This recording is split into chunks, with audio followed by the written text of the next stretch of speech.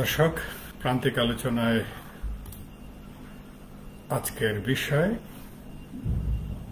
সারা বাংলাদেশে যে আমাদের 12টি সিটি কর্পোরেশন রয়েছে, মোট উপজেলা রয়েছে 495টি, এর মধ্যে পৌরসভা হচ্ছে 331টি এবং উপজেলা 164টি। এই সিটি কর্পোরেশন, পৌরসভা অথবা উপজেলা, এই এরিয়াগুলোর মধ্যে বাজার ইজারা দেওয়া হয়।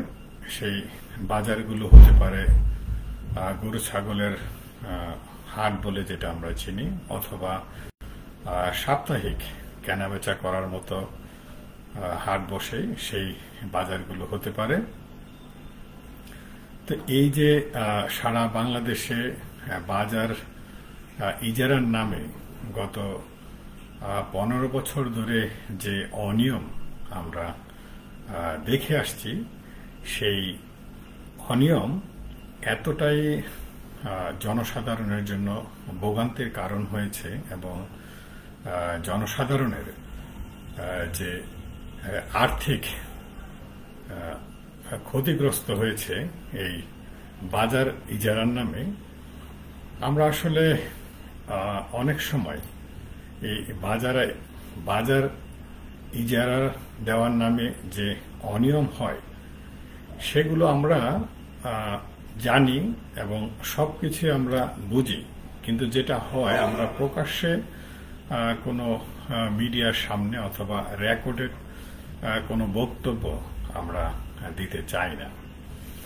আমরা জানি যে এই বাজার ইজারা দেওয়ার যে কিছু নিয়ম কানুন পদ্ধতি রয়েছে, এটা সারা বাংলাদেশের জন্যই, সেটা সিটি কর্পোরেশন হোক, ইউনিয়ন পরিষদ অথবা পৌরসভা হোক, তার জন্য নির্দিষ্ট কিছু নিয়ম কানুন রয়েছে।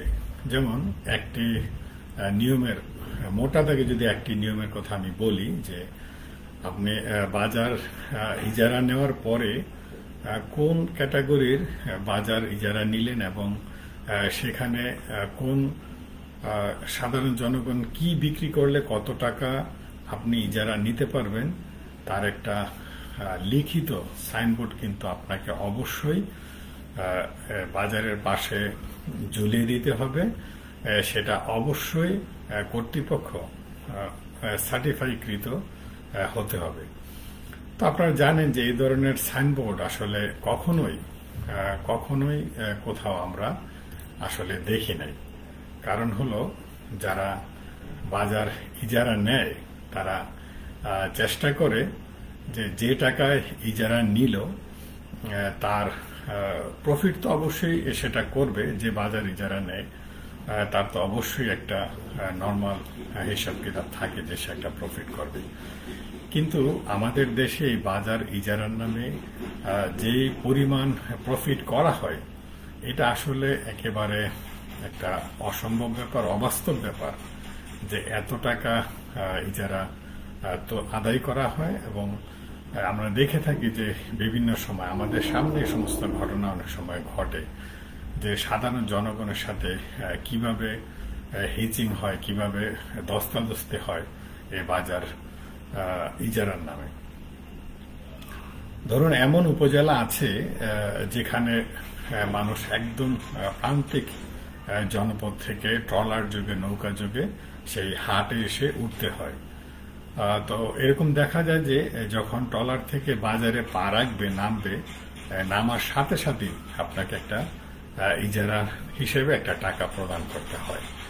আবার ওই প্রান্তিক জনগোষ্ঠীর কেউ একজন ধরেন একটি মুরগি নিয়ে আসলো অথবা একটা হাঁস নিয়ে আসলো, সেই হাঁসটি বিক্রি করে আবার তাকে একটা ইজারা দিতে হয়। আরো জঘন্য ব্যাপার আছে কিছু কিছু এলাকায়, সেখানে আমরা দেখেছি যিনি বিক্রি করছেন তিনিও ইজারা দিচ্ছেন এবং যিনি কিনছেন তিনিও ইজারা দিচ্ছেন। তো ওই ব্যক্তি আবার যখন ট্রলারে উঠার জন্য, মানে বাড়ি ফেরার জন্য ট্রলারে উঠতে যাবেন, সেখানেও কিন্তু তাকে আরেকটা ইজারার টাকা দিতে হয়। এগুলা মোটা দাগে হয়ে আসছে। এগুলো আসলে দেখভাল করার কেউ আছে কিনা, অথবা কেউ থাকলেও কেন এর সমাধান হয় না অথবা দেখে না, সেই বিষয়টি আসলে আমরা সবাই জানি। কারণ এই বাজার ইজারার নামে সংশ্লিষ্ট কিছু লোক, কিছু সংখ্যক লোক এই বাজার ইজারার সাথে জড়িত থাকে এবং তারা বেনিফিট হয়। গত 15 বছরে যেটা আমরা দেখেছি, এবং অধিকাংশ উপজেলায় আমরা দেখি যে সমস্ত এরিয়া বাজারের অথবা উপজেলা বা সিটি কর্পোরেশনের যে সমস্ত এরিয়াতে কোনো ইজারা হয়নি, এমন এরিয়াগুলোতে তারা যেটি করে থাকে, ইউনিয়ন পরিষদে মানে স্থানীয় সরকারে যারা থাকেন দায়িত্বে, সেটা সিটি কর্পোরেশন হোক, ইউনিয়ন পরিষদ হোক অথবা পৌরসভা হোক, সংশ্লিষ্ট কর্তৃপক্ষের সাথে যোগসাজশ করে তারা সেখান থেকে একটা ইজারা আদায় করে এবং সেটা তাদের মধ্যে ভাগাভাগি করে। এগুলা প্রশাসন জানে এবং যারা দায়িত্বে থাকে পৌরসভা অথবা ইউনিয়ন পরিষদের তারাও জানে। তো বিশেষ করে এটা হয় বালু মহলে। যে সমস্ত উপজেলা বা পৌরসভাগুলোতে বালু মহল থাকে, সেই বালু মহলগুলোতে এই কাজটা হয়ে থাকে। অনেক সময় ইজারা হয়নি, ওই সমস্ত এলাকা থেকে এরকম টাকা তুলে নিজেদের মধ্যে ভাগাভাগি করে এবং করছে। তো যেটা গত 15 বছর ধরে চলতেছিল, এর মধ্যে বলে থাকি দর্শক, আপনারা চাইলে আমার সাথে যুক্ত হয়ে আপনাদের এলাকার বাজার ইজারার বর্তমান পরিস্থিতি কি, এখানে কেউ নতুন করে গত 5 আগস্টের পরে নতুন করে ইজারা হয়েছে কিনা, অথবা ইজারা হলে সেই এলাকার পরিস্থিতি কি, কিভাবে টাকা তুলছে, কত করে তুলছে, কি পরিমাণ হ্যারাসমেন্ট হচ্ছে ইজারার নামে লোকজন, সেটি চাইলে আপনারা জানাতে পারেন। তো যেটা বলছিলাম যে সবাই এই গত 15 বছর ধরে যারা এই বাজার ইজারা নিয়ে যারা ইজারা আদায় করত এবং পাশাপাশি যে সমস্ত এলাকা ইজারা হয়নি সে সমস্ত এলাকা থেকেও নানান টাকা পয়সা তুলত, সংশ্লিষ্ট কর্তৃপক্ষ সবাই জানত এবং তাদের মধ্যে এটা ভাগাভাগি হতো। এটা খুব সিক্রেট কোনো কিছু না, এটা সবাই জানে, কিন্তু এর কোনো প্রতিকার নেই। তো এরই মধ্যে যেটা আমরা জানতে পেরেছি এবং নানান উপজেলা থেকে আমাদের কাছে যে অভিযোগটি আসছে, যে গত 15 বছর ধরে যারা এই কাজটি করত, ইতিমধ্যে আবার সেই 15 বছর যারা করেছে তারা বিদায় হওয়ার পরে আবার নতুন করে আরেকটি মহল, বলা চলে সেই বিষয়গুলো আবার তারা দখল করে নিয়েছে। মানে একটি মহল সেখান থেকে বিদায় নিলেও আরেকটি মহল কিন্তু ইতিমধ্যে সেখানে হাজির হয়েছে এবং এই ইজারা কার্যক্রম চালু করেছে। যদিও আমাদের কাছে এরকম অভিযোগ আছে যে অনেক এরিয়াতে ইজারা হয়নি বাজার, সেখান থেকেও টাকা আদায় করছে এবং নানান উপজেলায় অনেক সময় দূর থেকে পরিবহন যাতায়াত করে, সেই পরিবহন থেকেও চাঁদা আদায় করছে। তো এই বিষয়গুলো আসলে কতটা সমাধানযোগ্য, আমরা যে কথা বলছি 5 আগস্টের পরে আমরা নতুন বাংলাদেশ করব, আমরা বাংলাদেশের যে নিয়ম কানুন উপেক্ষিত সেটাকে আমরা নিয়ম কানুনের মধ্যে আনব এবং নতুন করে আমরা একটা সুন্দর বাংলাদেশ করতে চাই। তাহলে আমরা যদি একেবারে প্রান্তিক লেভেলের জনগোষ্ঠীর ভোগান্তির কথা যদি আমরা সমাধান না করি এবং প্রান্তিক জনগোষ্ঠী কিভাবে সুযোগ সুবিধা পাবে এবং ভোগান্তি থেকে দূর হবে, সেই বিষয়গুলো যদি আমরা সামনে না নিয়ে আসি, সমাধান না করি, তাহলে আসলে আমাদের রাজনীতিটা কার জন্য? আমাদের রাজনীতিটা তো হচ্ছে জনগণের জন্য, সাধারণ জনগণের জন্য। তো সাধারণ জনগণ যদি সেই রাজনীতির সুফল না পায়, শুধু আমরা নিজেদের ক্ষমতায় যাওয়ার জন্য বা ক্ষমতায় টিকে থাকার জন্য বারবার সংবিধান পরিবর্তন করব নিজেদের মতো করে। তো জনগণের জন্য আসলে কতবার সংবিধান পরিবর্তন হয়েছে? সাধারণ জনগণকে সুবিধা দেওয়ার জন্য, সাধারণ জনগণকে যে মৌলিক, রাষ্ট্রের যে মৌলিক চাহিদাগুলো পাবে সাধারণ জনগণ, সেই চাহিদাগুলো কতটা নিশ্চিত করা হয়েছে সাধারণ জনগণের।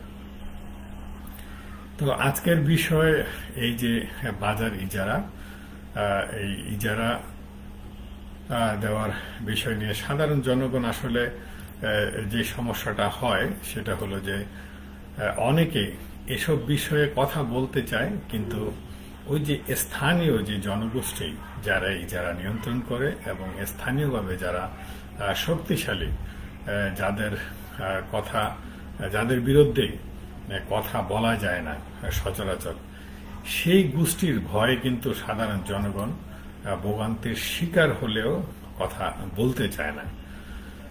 তো আমি আশা করব এই আজকের যে আলোচনা আপনারা লাইভে এসে বলতে না পারলেও আমি আশা করেছিলাম যে আজকের এই লাইভে কিছু জনসংখ্যা, কিছু মানুষ হয়তো এই লাইভে যোগদান করবে এবং তাদের এলাকার ইজারার যে পরিস্থিতি, সেই পরিস্থিতির ব্যাপারে অন্তত আমার সাথে লাইভে যুক্ত হয়ে তাদের অবস্থান জানাবে। কিন্তু আমরা এখনো কারো রেসপন্স পাইনি যে যারা লাইভে এসে, তবে অফলাইনে আমার সাথে কয়েকজন যোগাযোগ করেছে যে তাদের সেখানে সমস্যা হচ্ছে। যেমন এর মধ্যে খুব সুনির্দিষ্টভাবে একটি এলাকার কথা যদি আমি বলি, নরসিংদীর মাধবদী উপজেলা।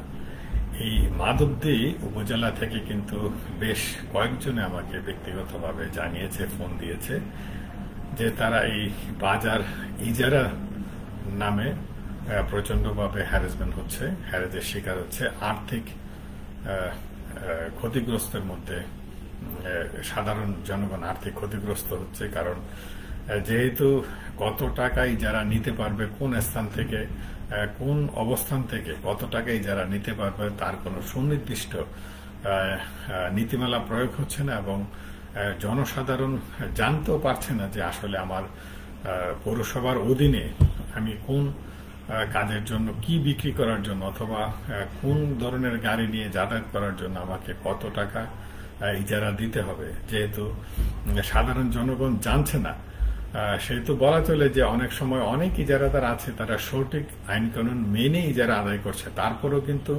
জনসাধারণ না জানার কারণে সেই ইজারা আদায়কারীদের সাথে তাদের একটা বাঘ বিতণ্ডা হচ্ছে, কথা কাটাকাটি হচ্ছে। অনেক সময় এই কথা কাটাকাটি অথবা বাঘ বিতণ্ডা অনেক সিরিয়াস পর্যায়ে চলে যায়। তো আমাদের উচিত যে এই ইজারা ব্যবস্থাপনাকে একটা পজিটিভ, সুন্দর একটা শৃঙ্খলায় নিয়ে আসা, যাতে কেউ এই ইজারা, বাজার ইজারা নেওয়ার নামে অধিক টাকা জনসাধারণ কাছ থেকে আদায় করতে না পারে। সেটি অবশ্যই একটি নিয়ম শৃঙ্খলার মধ্যে আনা দরকার। আর ইজারাবিহীন যে এলাকাগুলো আছে সেখান থেকেও যে সংশ্লিষ্ট কর্তৃপক্ষ সহ স্থানীয় যারা প্রভাবশালী আছে তারা সবাই মিলে যে ইজারা আদায় করে তাদের মধ্যেই এই ইজারা আদায়ের টাকা বন্টন করে থাকে, এই ব্যাপারগুলো কর্তৃপক্ষ নজরদারি করবে সেই আশা ব্যক্ত করছি। এবং আশা করি এই সরকার, বর্তমান সরকার এই ব্যবস্থাপনাটাকে একটি সুষ্ঠু রূপ দিবে এবং এই ব্যাপারে প্রত্যেক উপজেলা, ইউনিয়ন, উপজেলা এবং পৌরসভায় এ ব্যাপারে একটি নির্দেশনা প্রদান করবেন, যাতে এই ইজারার নামে জনগণের টাকা হরিলুট করা না হয় এবং জনগণ এই ইজারার নামে ভোগান্তির শিকার না হয়। তো যে কথা বলছিলাম যে নরসিংদীর মাধবদী পৌরসভা থেকে ব্যক্তিগতভাবে আমাকে কয়েকজনে ফোন দিয়েছে, সেখানে একেবারে ইজারাদাররা অধিক টাকা মুনাফা অধিক টাকা আদায়ের লক্ষ্যে একেবারে রোডের পাশেই তারা অতিরিক্ত জায়গা দখল করে সেখানে দোকান বসান এবং সেই দোকান বসিয়ে তারা সেখান থেকে অতিরিক্ত ইজারা আদায় করছেন। তো এই যে ইজারা আদায় করা হচ্ছে দোকান বসিয়ে রাস্তার পাশে জনসাধারণের চলাচল বিঘ্ন করে আদায় করছে, তো এই বিষয়টি কিন্তু ইজারা নেওয়ার পদ্ধতি এবং ইজারা আদায়ের পদ্ধতির মধ্যে নেই যে আপনি অতিরিক্ত কোথাও রোডের পাশে জনগণের ভোগান্তি করে জনগণকে কষ্ট দিয়ে রাস্তা চলাচলের রাস্তা বন্ধ করে আপনি দোকানপাট বসিয়ে সেখান থেকে অতিমাত্রায় ইজারা আদায় করার নিয়ম কিন্তু আসলে ইজারা দেওয়ার যে আইন কানুন আছে সেখানে কিন্তু নেই। তারপরেও প্রশাসনের সামনে সংশ্লিষ্ট সকলের সামনে এই কাজটি হচ্ছে। তো আমরা দেখতে পাচ্ছি স্ক্রিনে যে একজন দর্শক তিনি কমেন্টস করেছেন, মাধবদীতে প্রকাশ্যে পরিবহনের চাঁদাবাজি চলে আসছে, এটা কি চাঁদাবাজি না ইজারা, একটু জানাবেন প্লিজ। ওনাকে আমি নামটা প্রকাশ করছি না, কারণ অনেকেই বলতে চাচ্ছে যে নাম প্রকাশ করলে তাদের স্থানীয় যারা প্রভাবশালী আছে তারা অনেক সময় তাদের জন্য হুমকির কারণ হয়ে দাঁড়ায়। আসলে ইজারার যে নিয়ম রয়েছে সেই নিয়মে পৌরসভার জন্য একটি চাঁদা অথবা ইউনিয়ন পরিষদ যদি ইজারা নিয়ে থাকে সেখানে একটি চাঁদার হার নির্ধারণ করা হয়ে থাকে। সেটি অবশ্যই যদি পৌরসভা হয় তাহলে সেখানে যে মেয়র আছে উনি সার্টিফাই করে দিবেন, অথবা ইউনিয়ন যদি উপজেলা পরিষদ হয় সেখানে থানা নির্বাহী কর্মকর্তা যিনি আছেন তিনি সার্টিফাই করে দিবেন। তো মাদকদের ব্যাপারে আমি যেটা জানি যে যারা অভিযোগ করেছে অনেকে, যে ওরা যে পৌরসভা এরিয়ার ভিতরে যে গাড়ি ছোট ছোট যানবাহন ব্যাটারি চালিত চালায় তারা 3 রকমের চাঁদা দিয়ে থাকে। সেটি হলো, একটি চাঁদা দিয়ে থাকে যে তারা বাৎসরিক একটি লাইসেন্সের জন্য, মানে গাড়ির কাগজপত্র বৈধ কাগজপত্রের জন্য একটি চাঁদা দিয়ে থাকেন, এবং প্রথমে রেজিস্ট্রেশনের জন্য একটি চাঁদা দিয়ে থাকেন। আবার প্রত্যেক দিন যখন এই যানবাহন নিয়ে যখন রাস্তায় বের হয় প্রত্যেক দিন তাকে একটি চাঁদা দিতে হয়। তো আসলে ওনারা যেটা বলতে চাচ্ছে বা আমিও যেটা জানি যে এই চাঁদার পরিমাণটা আসলে কত নিতে পারবে এবং প্রত্যেক দিন নেওয়ার কোনো সুযোগ আছে কিনা, যেহেতু তারা পৌরসভা এরিয়ার মধ্যেই এই যানবাহন নিয়ে চলাফেরা করে, যদিও তারা বাৎসরিক একটি ফি কিন্তু দিয়ে থাকেন, আবার শুরুতেই রেজিস্ট্রেশনের জন্য একটি ফি দিয়ে থাকেন, তাহলে প্রতিদিন দেওয়ার কোনো নিয়ম আছে কিনা সেগুলো কিন্তু বাজার ইজারার যে নিয়ম কানুন আছে সেখানে কিন্তু লিখা আছে, এবং সেটা পৌরসভার মেয়র অথবা উপজেলা পরিষদের থানা নির্বাহী কর্মকর্তা সার্টিফাই করে দেওয়ার কথা। সেগুলো কিন্তু আসলে কোনোটাই দেখা হচ্ছে না। যিনি বাজার ইজারা নিয়ে আসছেন উনি যেন তেন ভাবে যত টাকা পারে আদায় করার জন্য একটি যুদ্ধে নেমে পড়ে, এবং ম্যাক্সিমাম এই মূল ইজারাদার যিনি তিনি এই ইজারা এনেই সাব ইজারা দিয়ে দেয়, যেটা আইনের একেবারে লঙ্ঘন এবং পরিপন্থী। আপনি কোনোভাবে ইজারা এনে সাব ইজারা দিতে পারবেন না, সেটা আইনের মধ্যে নেই। তো এটাই হয় অনেক ম্যাক্সিমাম বাজারের ক্ষেত্রে। তারা মেইন ইজারাদার যেটা করে থাকে সেটি হলো যে উনি সাব ইজারা দিয়ে দেন, কারণ আপনি জানেন যে একটি বাজার ইজারা নিয়ে এসে বাজারের নানান অলিগলি থেকে টাকা আদায় করা কিন্তু অত সহজ কাজও নয়।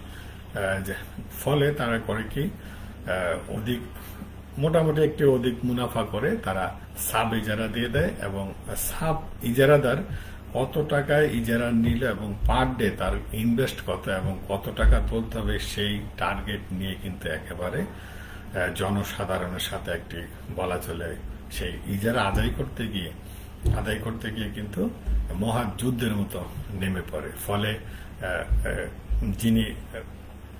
যিনি তার মুরগিটি অথবা তার গৃহপালিত হাঁসটি বিক্রি করতে আসছেন তাকেও টাকা দিতে হচ্ছে এবং যিনি কিনতে আসছেন তাকেও টাকা দিতে হচ্ছে। তো সারা বাংলাদেশের মোটামুটি এই হলো বাজার ইজারার পরিস্থিতি। তো আমরা আশা করব যে এই বর্তমান সরকার জনসাধারণের কল্যাণের কথা চিন্তা করে এবং জনসাধারণের বিষয়টি মাথায় রেখে তারা এই বাজার ইজারা একটি শৃঙ্খলার মধ্যে আনবেন এবং যে শৃঙ্খলা থেকে সাধারণ মানুষ একটি সুফল পাবে এবং সাধারণ মানুষ এই বাজার ইজারার নামে যে হ্যারাসমেন্ট হচ্ছে সেখান থেকে রেহাই পাবে। তো আজকে দর্শককে বলতে চাই যে আমরা এখন থেকে প্রত্যেক শুক্রবারে রাত 9:30 আমরা আপনাদের অর্থাৎ সাধারণ জনগণের প্রান্তিক পর্যায়ে রাজনৈতিক, অরাজনৈতিক অথবা সামাজিক যে ভোগান্তি অথবা যে সমস্যা হচ্ছে সেই সমস্যা টপিক ধরে আমরা আলোচনা করব প্রত্যেক শুক্রবার রাত 9:30। আপনারা চাইলে আমাকে ব্যক্তিগতভাবে ফোন করতে পারেন, SMS করতে পারেন অথবা আমাদের পেজে ইনবক্সে জানাতে পারেন আপনাদের সমস্যার কথা। তো আশা করি আপনাদের ভালো লাগবে এবং আরো প্রাণবন্ত হবে এই ফেসবুক লাইভ আমাদের প্রান্তিক পেজ থেকে। যদি আপনারা আমাদের সাথে সরাসরি লাইভে যুক্ত হয়ে আপনাদের সমস্যার কথা আপনারা নিজেরাই বলেন, তাহলে বিষয়টি আরো বেশি প্রাণবন্ত হবে এবং অথেন্টিক হবে। সেই প্রত্যাশা রেখে শেষ করছি আজকের মতো। আবার দেখা হবে আগামী শুক্রবার রাত 9:30। আগামী শুক্রবার রাত 9:30 আমরা আলোচনার বিষয় নির্ধারণ করেছি বাংলাদেশের মানুষের জাতীয় পরিচয়পত্র এবং জন্ম নিবন্ধন। এই জাতীয় পরিচয়পত্র এবং জন্ম নিবন্ধন সংশোধন এবং জন্ম নিবন্ধন করতে অথবা জন্ম নিবন্ধন সংশোধন করতে সাধারণ মানুষ কতটা ভোগান্তির শিকার হয় এবং কতটা উৎকোচ দিতে হয় ইউনিয়ন পরিষদের যে চেয়ারম্যানদের কার্যালয়গুলো রয়েছে সেই কার্যালয়ে অথবা পৌরসভার যে কার্যালয় রয়েছে সেই কার্যালয়গুলোতে সেই বিষয় নিয়ে আগামী পর্বের আলোচনায় আপনাদেরকে অগ্রিম আমন্ত্রণ জানিয়ে রাখছি সেই আলোচনায় যোগ দেওয়ার জন্য এবং আপনারা লাইভে আমার সাথে যুক্ত হয়ে আপনাদের সমস্যার কথাগুলো আপনারা বলবেন সেই আশাবাদ ব্যক্ত রেখে আজকের মতো শেষ করছি। খোদা হাফেজ। সবাই ভালো থাকবেন, প্রান্তিক আলোচনার সাথে যুক্ত থাকবেন। সবাইকে খোদা হাফেজ।